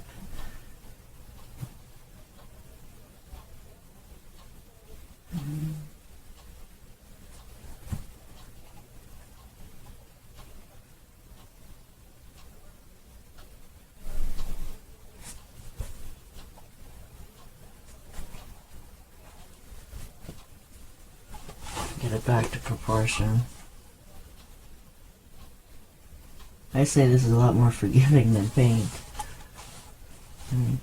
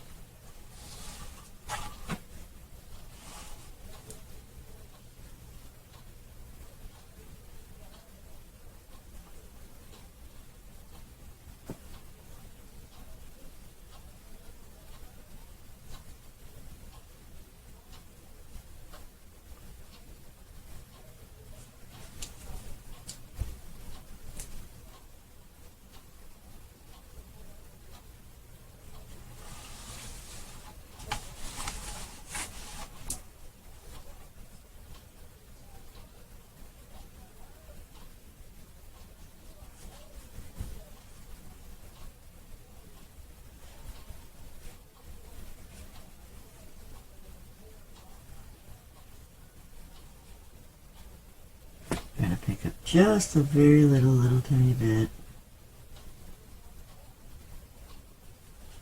Okay, get your stem in there. And then you can flatten out your brush now and do a little bit more.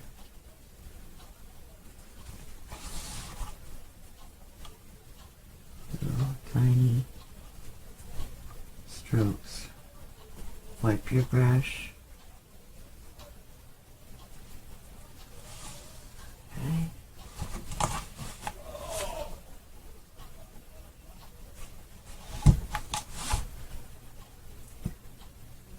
I hope you guys don't hear my husband in the background there. He's watching a hockey game.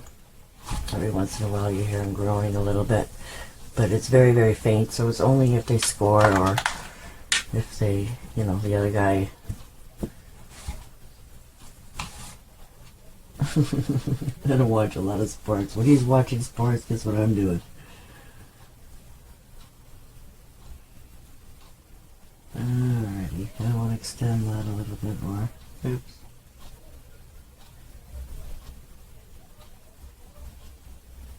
There we go.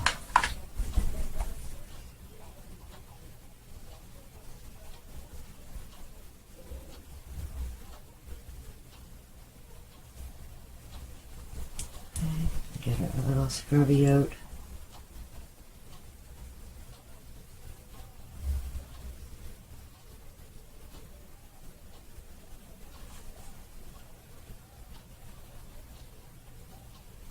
And removing some product or moving it down. Look a little bit thicker here. Give it some interest. Sometimes, you know, it is a little thicker at the bottom. Alright.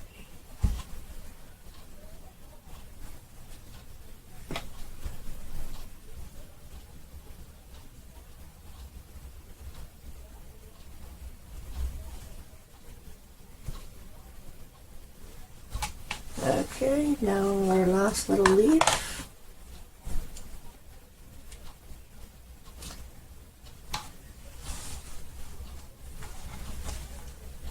And I'm going to make this one go up.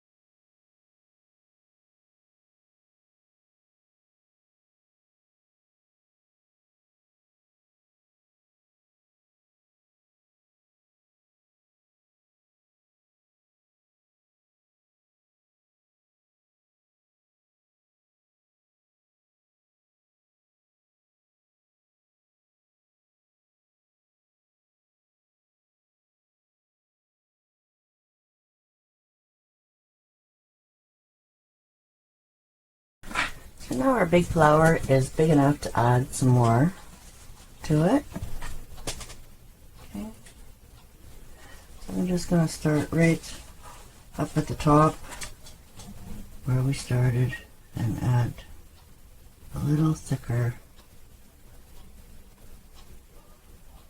area here. Get it to pop out just a little bit more. Okay. We don't want to affect our gradient. Get nice and close.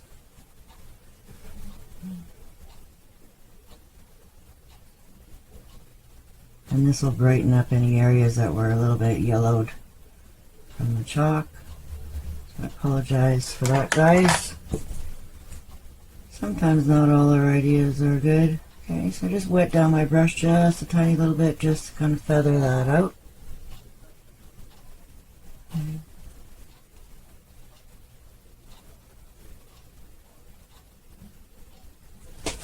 And just keep an eye on your top.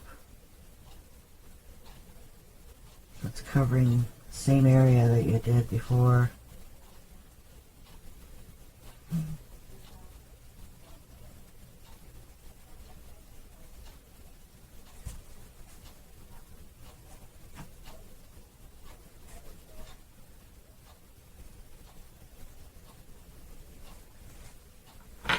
See that edge on there now?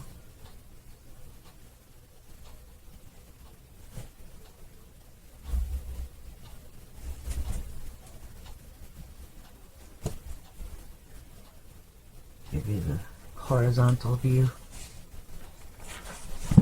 or the vertical view, or whatever your view, top view. Okay, so we're going to go up a little bit higher.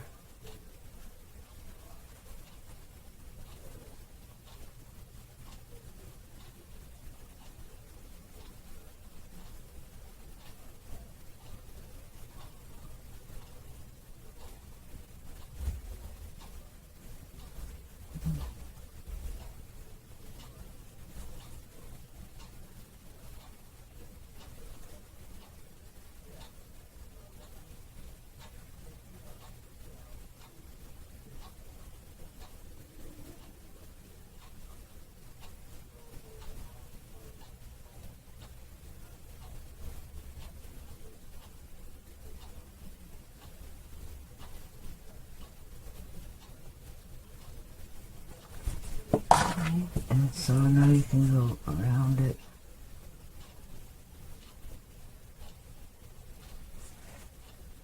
Clean that up a little bit.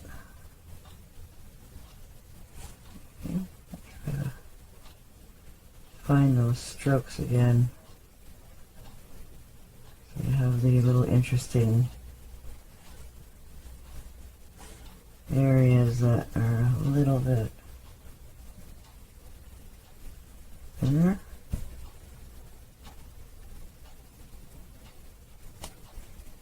And then make it disappear into your old stroke. Okay.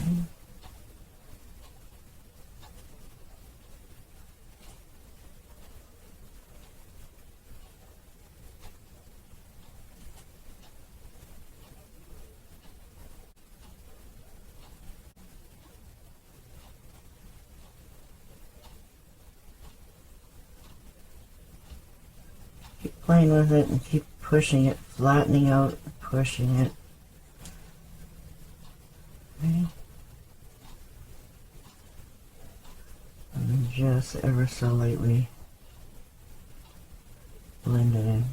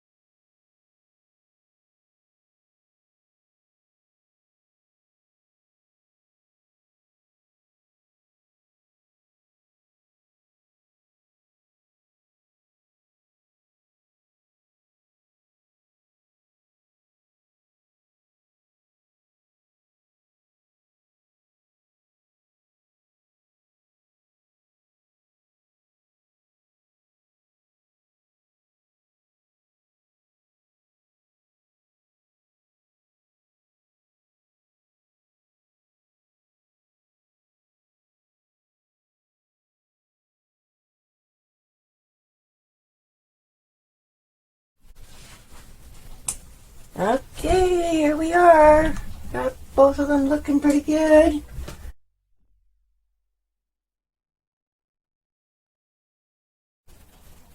You ready to tackle this? You watched all the video first, I hope, so that you can see all these little extras that I put in.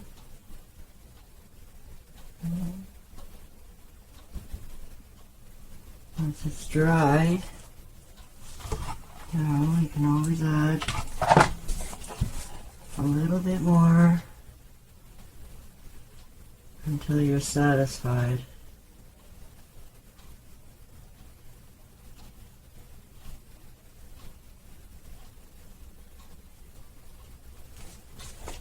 Yeah, just wanted to add a little bit more pop into a couple there.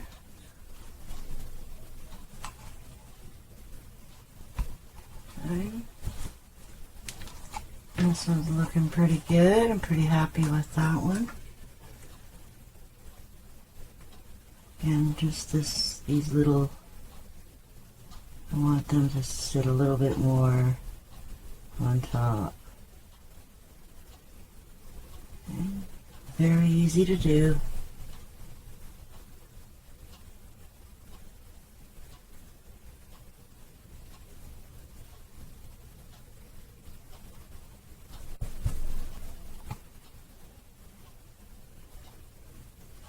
Voila, that's the final touches. So if you have any questions, guys, please let me know. Love to see your attempts.